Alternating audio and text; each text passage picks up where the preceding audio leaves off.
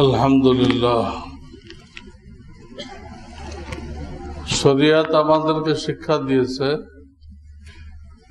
তোমার যা দরকার আল্লাহর কাছে চাও।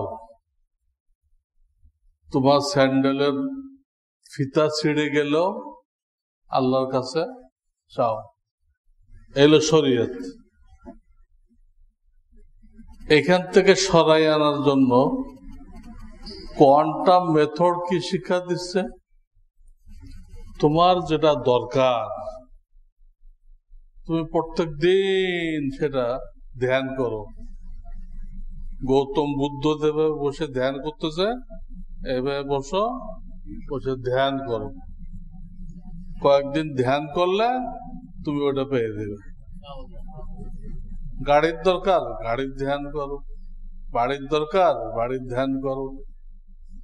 তাহলে আল্লাহ কি জন্য? ধ্যান করলে যদি সব পাওয়া যায়, আল্লাহ কি জন্য? আল্লাহ কি করবে? সূক্ষ্মভাবে মানুষকে ইসলাম থেকে সরাইতেছে, আল্লাহ থেকে বিমুখ করতেছে এই কোয়ান্টাম মেথড। কিন্তু দুঃখ লাগে যে বহু ইমাম, টুপি দাড়িওয়ালা লোক এই বেঈমানদের সাথে যে মিশে গেছে, একমত হয়ে গেছে, এটাকে সঠিক মনে করতেছে। টুপি দাড়িওয়ালা মানুষ, এলেম নেই। খানদানি ভাবে অনেকে, বংশগত ভাবে অনেকে দাড়ি রাখে, অনেকে টুপি পরে। আর এখন তো মাস্তান হইতে গেলে দাড়ি লাগে। যে কেউ মাস্তান হবে সে কিন্তু দাড়ি রাখবে। এই সুন্নতে দাড়ি না, হ্যাঁ, ইবলিসের দাড়ি, মওদুদ স্টাইল। সব মাস্তানদেরকে দেখবেন, গুন্ডাদেরকে দেখবেন, এই অবস্থা। এরা এই দেশটাকে জুলুমে ভরপুর করে দিচ্ছে। আল্লাহ রক্ষা করুক, আমাদের আমল সুন্দর করার তৌফিক দান করুক।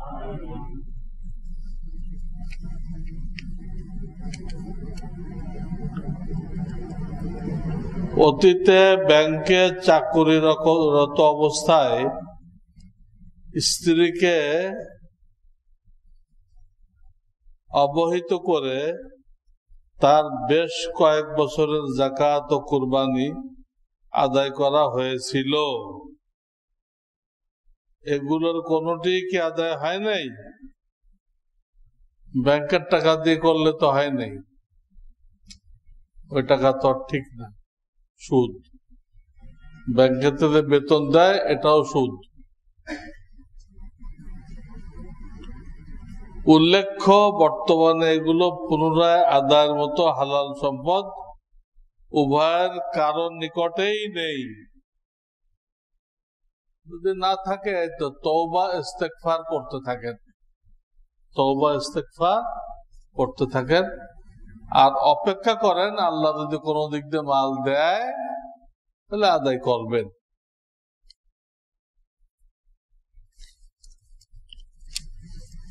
একজন অবসরপ্রাপ্ত সরকারি চাকুরিজীবী পেনশন পাওয়া অবস্থায় মারা গেলে পেনশনের টাকা তার অ্যাকাউন্টে 2 মাস ঢুকতে থাকে। এই টাকাগুলো সরকারিভাবে অনেক জটিলতা থাকার কারণে অফিসে ফেরত দেওয়া যাচ্ছে না। উক্ত পেনশনের টাকা কি করব? যদি ফেরত দেওয়া না যায় তাহলে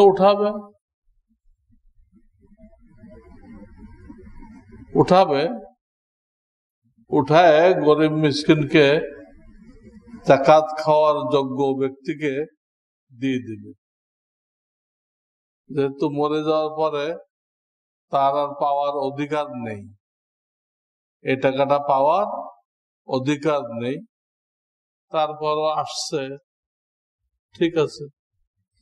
ছেলে পেলে যদি মহাগরিব হয় তো তারাও ভোগ করতে পারে, আর তা নাহলে অন্য গরিবদেরকে দিয়ে দিবে।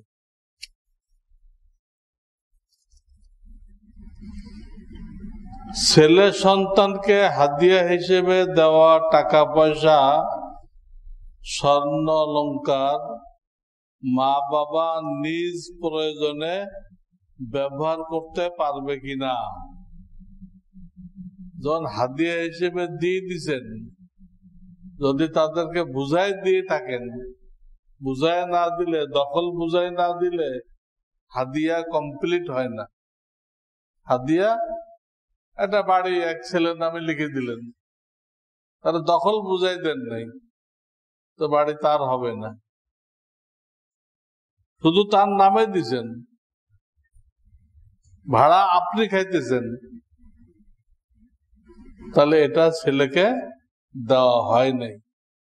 ছেলেকে দেওয়া হবে, ওটা চাবি দিতে হবে। চাবি তোমার বুঝাই দিলাম, এটা ভাড়া দিবা না, তুমি থাকবা না, কি করবা তুমি জানো। তখন যে কি হবে, দেওয়া হবে। শুধু কারণ নামে জমিন কিনলো, বাড়ি কিনলো, এতে তার মালিকানা শরিয়াতে হবে না। দখল সত্ত্ব বুঝাই দেওয়া পর্যন্ত। আমার কথা ক্লিয়ার? তো এখানে যখন নাকি আপনারা হাদিয়া দিচ্ছেন, ছেলে মেয়েকে যদি বুঝাই দিয়ে থাকেন, তো তারা মালিক হয়ে গেছে। এখন আপনারা আর এটা নিতে পারবেন না। হ্যাঁ, করজ হিসেবে নিতে পারেন। কর্জ নেয় না, কর্জ হিসেবে নিতে পারেন। পরে আবার কি করবেন, পূরণ করে দিবেন। আমি আমার মা ও বোনকে পর্দা করতে বলি, কিন্তু তারা পর্দা করে না। এক্ষেত্রে কি আমার আল্লাহর কাছে জবাবদিহিতা করতে হবে? না, আপনি যদি বলতে থাকেন তাহলে আপনাকে আর জবাবদিহিতা করতে হবে না, জবাবদিহিতা তারা করবে। আপনার বলার দায়িত্ব, বলার দায়িত্ব। আর বোন যদি আপনার ছোট হয়, তাহলে আপনাকে শক্তি প্রয়োগ করার অধিকার আছে। বোন যদি আপনার ছোট হয়, আপনার বড় না হয়, বয়সে বড় না হয়, শক্তি প্রয়োগ করবেন। বোরকা ছাড়া যেতে পারবো না, ঠ্যাং ভেঙে দিব।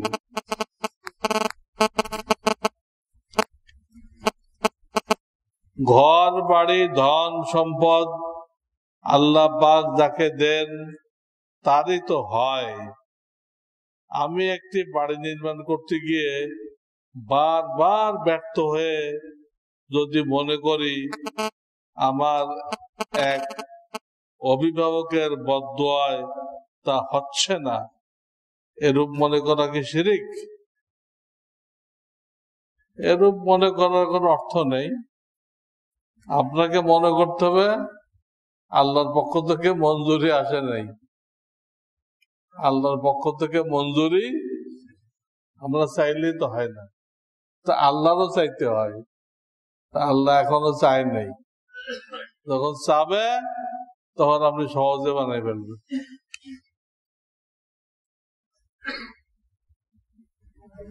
আমার ভাসুরের ইনকাম সন্দেহজনক, হারাম এটা নিশ্চিত না। সে আমার শ্বশুর শাশুড়িকে খাবার দিলে আমি এবং আমার স্বামী তা খেতে পারবো কিনা? শরিয়াতে সন্দেহজনক জিনিস থেকে দূরে থাকতে বলা হয়েছে। সন্দেহজনক জিনিস থেকে দূরে থাকতে বলা হয়েছে। যদি সন্দেহের কারণ থাকে, বিনা কারণে যদি সন্দেহ করেন তাহলে তার কোনো ধর্তব্য নেই, কোনো ধর্তব্য নেই। কারণ থাকে, উনি ব্যাংকে চাকরি করে, উনি টেলিভিশনের দোকানে চাকরি করে, উনি ফটোগ্রাফারের দোকানে চাকরি করে, তো কারণই পাওয়া গেল, ওটা হারাম।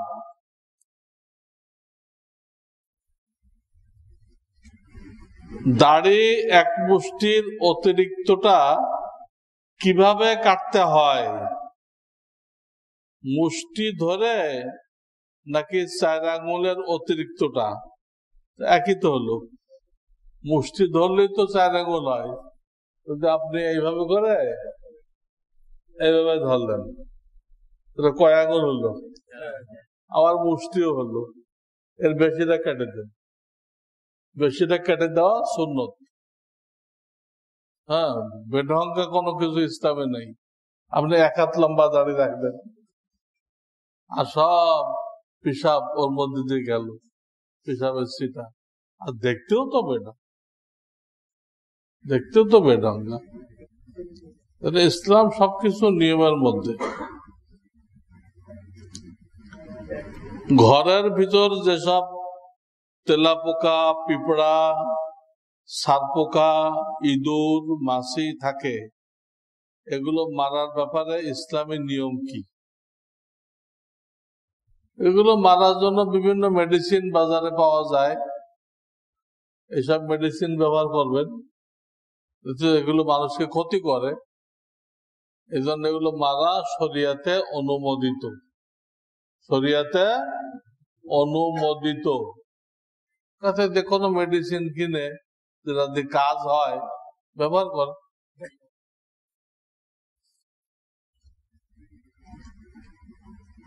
চাচার কোনো পুত্র সন্তান নেই,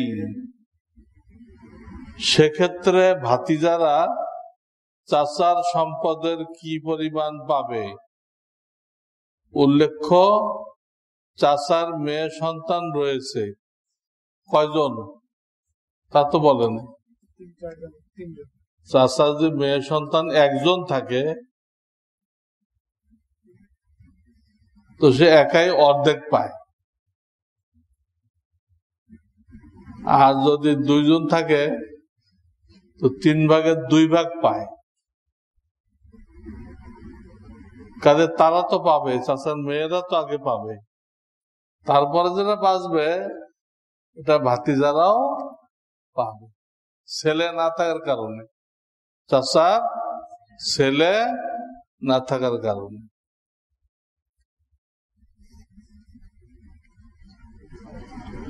ইসলামী ব্যাংক থেকে লোন নিয়ে বাড়ি করা যাবে কিনা? আগে আমাকে দেখান ইসলামী ব্যাংক কোনটা, আপনি কোনটাকে বুঝছেন ইসলামী? আমাদের মুফতিদের জানা মতে সাইনবোর্ডে তো ইসলাম আছে। সাইনবোর্ডে কি আছে? আমাদের অনেকের নাম আদমশুমারিতে মুসলমান, তসলিমা নাসরিনের নাম আদমশুমারিতে কি মুসলমান, কিন্তু সে কি মুসলমান? সে পুরা কোরআনের সংশোধন চাইছে, পুরা কোরআন নাকি ভুল, এরকম। সাইনবোর্ডে ইসলাম অনেক ব্যাংক আছে, কিন্তু বাস্তবে একটাও নেই। আংশিক কিছু কিছু কাজ ইসলাম অনুযায়ী হয়। ওরা কতগুলো মহিলা বসাই দিছে স্কার্ফ পরাই দিয়ে, আর কতগুলো আয়াত লাগাই দিছে। আল্লাহ ব্যবসাকে করেছেন হালাল, সুদকে করেছেন হারাম। যে কয়েকটা মহিলা হিজাব পরে বসাই, আর কয়েকটা আয়াত লিখে রাখলো, আর আপনি মনে করলেন ইসলামী হয়ে গেছে। এতে ইসলামের কিছুই হয় না। তাদের সব ব্যাংকের এক হুকুম, ইসলামী হোক সুদি হোক, সব ব্যাংকের এক হুকুম, এখান থেকে টাকা নিয়ে বাড়ি বানানো যাবে না।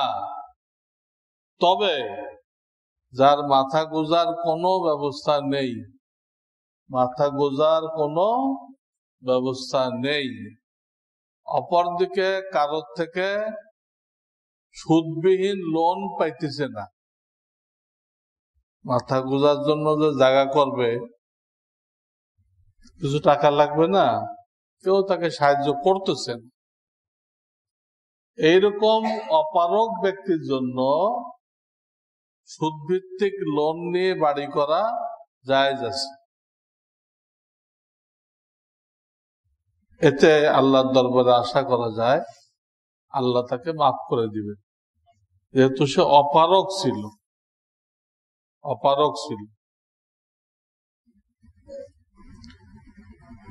কি কি কাজ দ্বারা বিগত জিন্দেগির সব আমল নষ্ট হয়ে যায়? 1 নম্বর তো কুফুর শিরক।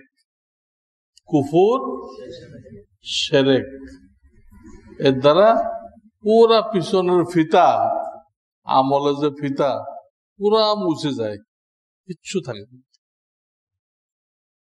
কুফুর শিরক। এখন যে আপনি কোয়ান্টামের সদস্য হইলেন, পিছনের কিছুই নেই। আর কোয়ান্টামের সদস্য হওয়ার সাথে সাথে পিছন সাফ, বিবাহ বাতিল। এছাড়া আরো কিছু গুনাহ আছে, তাতে পুরা জীবনেরটা মোছে না। কোন একটা গুনার উপরে আপনি লোক দেখানো ভাব এসে গেল, ওটা বাতিল। কোন একটা গুনার উপরে অহংকার এসে গেল, ওটা নষ্ট হবে। জীবনের সবটা নষ্ট হয় শিরিক দ্বারা। গোপন গুনাহের কারণে কি বিগত জিন্দেগির সব আমল বরবাদ হয়ে যাবে? অনেকটা সম্ভাবনা আছে। হাসরের ময়দানে যে 3 জনকে দিয়ে আল্লাহ জাহান্নাম উদ্বোধন করবেন, একজন শহীদ, একজন বড় আলেম, একজন বড় দানবীর, এরা কেউ কিন্তু বেনামাজি না। এরা নামাজ পড়ছে, রোজা রাখছে, হজ করছে, যাকাত দিছে, সবই করছে, কিন্তু এই 3 জন জাহান্নামে কেন যাইতেছে? গোপন গুনার মধ্যে একটা গুনাহের নাম হলো রিয়া। একটা গুনার নাম কি? ভালো কাজ করে লোকদের কাছে বাহবা চাওয়া। ভালো কাজ করে লোকদের কাছে বাহবা চাওয়া, ভোট চাওয়া, সুনাম চাওয়া, এটা গোপন গুনাহ। এই একটা গুনাহ ছিল তাদের, নামাজ রোজা সব ছিল, এই একটা গোপন গুনাহ। রেজাল্ট কি হলো? তারা জাহান্নামে চলে গেল। তাহলে একটা গোপন গুনার কারণে তার এই নামাজ রোজা নষ্ট হলো না? যে গোপন গুনাহ খুব মারাত্মক। ইমাম গাজ্জালি যে তাবলিগে দ্বীন খুব পড়বেন, এখানে গোপন গুনাহ, ওখানে নাম দিয়েছে আত্মার ময়লা। প্রথম ময়লা, দ্বিতীয় ময়লা, নাম দিয়েছে। তো এই তাবলিগে দ্বীন কিতাবখানা পড়তে থাকবেন। 2য় অধ্যায়, তাবলিগে দ্বীন কিতাবের 2য় অধ্যায় বারবার পড়বেন, আপনার বুঝে আসবে। তারপরে উলামায়ে কেরামকে জিজ্ঞেস করবেন এই গুনাহ থেকে বাঁচার উপায় কি।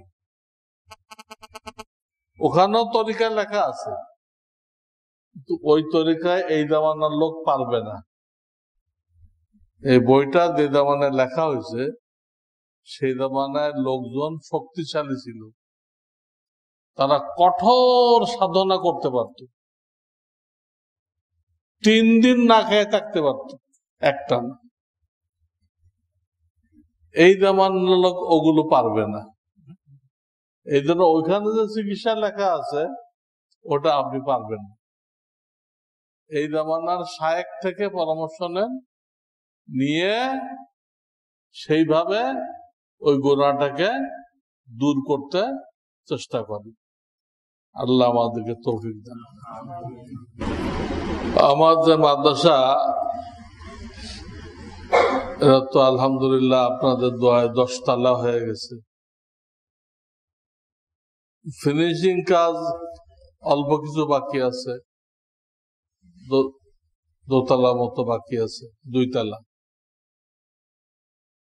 এখন আমাদের যেটা সমস্যা হইতেছে, এর 2টা সিঁড়ি আছে, উভয় সিঁড়ির সাথে লিফট রাখা হয়েছে। আমাদের যাদের বয়স হয়ে গেছে, আমার মতো বয়সী অনেক টিচার আছে, আমরা ক্লাসরুমে যাইতে পারি না, এত সিঁড়ি বাওয়া সম্ভব পান না, আবার কোনো লিফট নেই। একটা লিফট 35 থেকে 40 লাখ টাকা, একটা লিফট। এর জন্য আপনাদের কাছে দোয়া চাইতেছি, এবং কারো যদি তৌফিক থাকে তো সহযোগিতাও চাইতেছি। আল্লাহ তাআলা এই কমপক্ষে আপাতত একটা লিফট হলে আমাদের জরুরত পুরা সারে, আল্লাহ খাজানা গায়েব থেকে ব্যবস্থা করে দেন। সুবহানাল্লাহ। আল্লাহুম্মা সাল্লি আলা ربنا لا تزغ قلوبنا وهب لنا من لدنك يا حي يا قيوم برحمتك أصلح لنا شأننا ولا تكلنا إلى أنفسنا. سبحان ربك رب العزة وسلام على المرسلين الحمد لله رب العالمين.